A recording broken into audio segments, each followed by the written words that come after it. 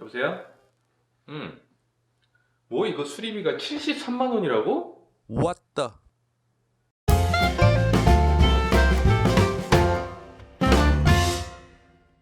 네, 안녕하세요. B급TV의 브루스입니다. 자, 갤럭시 폴드나 이런 G 플립 같은 접는 스마트폰들 구매를 생각하고 계시나요? 그분들을 위해서 사기 전에 그래도 이건 알아두셔야 된다라는 세 가지에 대해서 말씀을 드리겠습니다.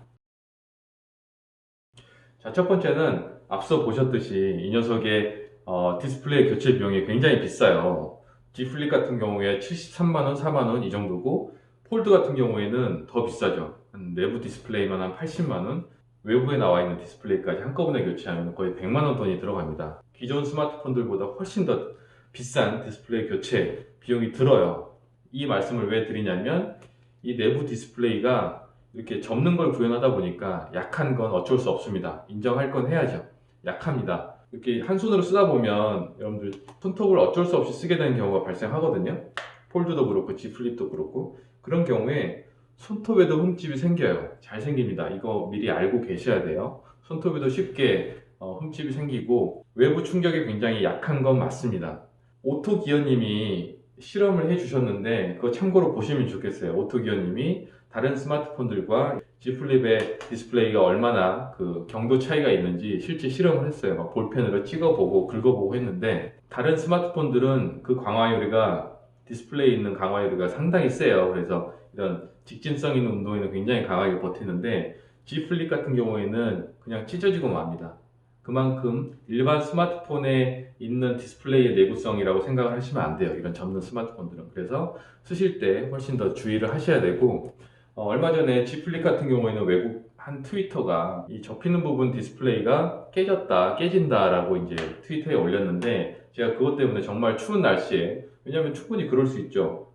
이렇게 접었다 폈다 하는 것들이 얼었다가, 진짜 꽁꽁 얼었다가 갑자기 쓰기 시작하면 깨질 수 있잖아요. 물질의 성질이라는 게 그런 거니까. 그래서 이제 제가 또 실험도 해드렸잖아요. 영상 보셨습니까? 갤럭시 G 플립을 냉동실에 조금 얼렸다가 2시간 동안 얼렸다가 한번 써봤거든요. 영하 2도 정도 온도에서 2시간 동안 꽁꽁 얼린 후에 한번 썼는데, 그래도 좀 괜찮아서 다행이긴 합니다만, 그래도 조심하시는 게 좋아요. 약한 건 맞습니다. 그렇기 때문에 구매하시기 전에 이 부분 꼭 알고 계시고, 행여나 그렇게 문제가 생기면 큰 비용이 들어가니까 그 부분 조심하셔라 라는 말씀을 드리고요. 자, 두 번째는 이 녀석의 이런 생긴 모습 때문에 전에 쓰던 액세서리가 잘 안 맞는 경우가 있을 거예요. 대표적인 경우가 자동차입니다. 자동차에서 내비게이션용으로 쓰던 기존 스마트폰 거치대들, 이런 거치대들 못 쓰게 되실 수도 있어요. 제가 좀 그랬거든요. 보여드릴게요. 네, 자동차 내비게이션으로 폴더폰을 쓸 때, 폴드형 스마트폰을 쓸 때 알아두셔야 될 점. 지금 보시다시피 갤럭시 폴드로 내비게이션을 할 때 이렇게 하거든요. 자, 보시면 이렇게 생긴 녀석, 위아래로 펼쳐져서 이렇게 채우는 녀석을 쓰고 있는데, 그것도 이제 넓기 때문에 이렇게 가운데 잘 맞추셔서 이제 쓰면 돼요. 보통 이제 갤럭시 폴드는 이 가로가 넓기 때문에 보통 이렇게 옆에서 찝는 이런 스타일의 폰들에는 안 들어가기도 하고, 뭐 자칫 이 힘이 좌우에서 받아버리면 안 되니까 이렇게 위아래로 된 형태를 이렇게 써야 되거든요. 혹은 이렇게 자석형으로 쓰기도 하는데, 자석 그냥 붙기에는 얘가 이제 중심도 안 맞고 무게 때문에 못 써요. 갤럭시 폴드는 이렇게 쓰고 있는데, G 플립 같은 경우에는 그냥 지금 어떤 케이스 없이 쓰고 있는데, 이 자석에 붙긴 붙어요. 붙긴 붙는데 이렇게 미끄러워서 그냥 떨어져 버립니다. 그래서 만약에 자석형 거치대를 쓰려면 굉장히 강력한 녀석이 있죠. 여기에 스틸로 된 어떤 판도 붙이고 해서 착 달라붙는 이런 녀석을 써야 될 것 같고, 제가 폴드형으로 쓰고 있는 이런 녀석은 쓸 수가 없어요. 당연히 펼쳐서 써야 되는데, 펼친 다음에 얘가 이제 상하로 길잖아요. 보시면은 안 들어가요, 이게.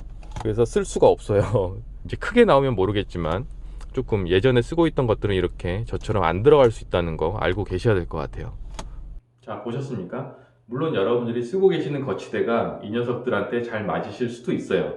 하지만 저 같은 경우에는 이제 다 안 맞아서 다시 써야 되는 그런 경우가 발생을 했는데, 그만큼 이렇게 접히는 스타일, 그리고 이 녀석의 높이, 폭, 이런 것 때문에 기존 스마트폰들에 맞게 나온 그런 자동차 거치대 같은 액세서리들이 다 무용지물이 될 수 있다. 그렇기 때문에 이걸 만약에 구매를 앞두고 계시면 일단은 사시고 기존에 있던 스마트폰용 액세서리들을 써보시고 그게 안 맞으면 그때 이 녀석에 맞는 액세서리를 구하셔야 될 거예요. 그 부분은 미리 알고 계셔라 라는 말씀을 드리고요. 자, 세 번째는 기존에 사용하던 스마트폰보다 이 녀석을 가지고 뭔가를 할 때 약간 더 시간이 좀 걸릴 수 있습니다. 약간 굼뜰 수 있다는 거예요. 왜냐하면 이 녀석은 당연히 이제 열어야 되고 열면서 지문 인식을 해야 되는데 이 녀석이 이제 이런 그 폼팩터 하에서 지문 인식을 구현하다 보니까 지문 인식되는 이 부위가 되게 좁아요. 그렇다 보니까 저도 지금까지 매일처럼 자주 쓰지만 지문 인식이 잘 안 될 때도 있고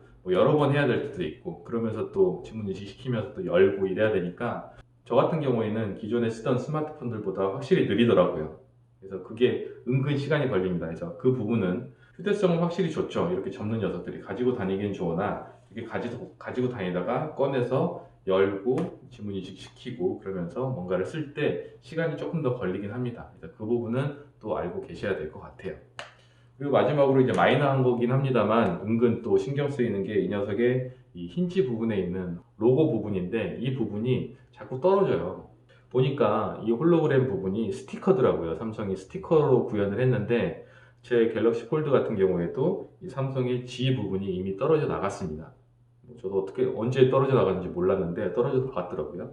그래서 이런 부분들, 이 비싼 스마트폰을 만들면서 이 부분이 스티커인 게 조금 아쉽긴 합니다만 이것도 좀 작지만 알고 계셔야 될 것 같아요. 그래서 이게 이렇게 떨어져 나가는 게 정말 싫다라고 하시면은 보호 필름이 부착된 상태에서 이렇게 쓰시는 것도 한번 고려해 보셔야 될 것 같아요. 이 정도는 그래도 구매하시기 전에 알고 계시면 좋을 것 같아서 간단하게 영상으로 준비를 했습니다. 도움이 되셨다면 구독과 좋아요 부탁드립니다. 이상 B급TV의 브루스였습니다.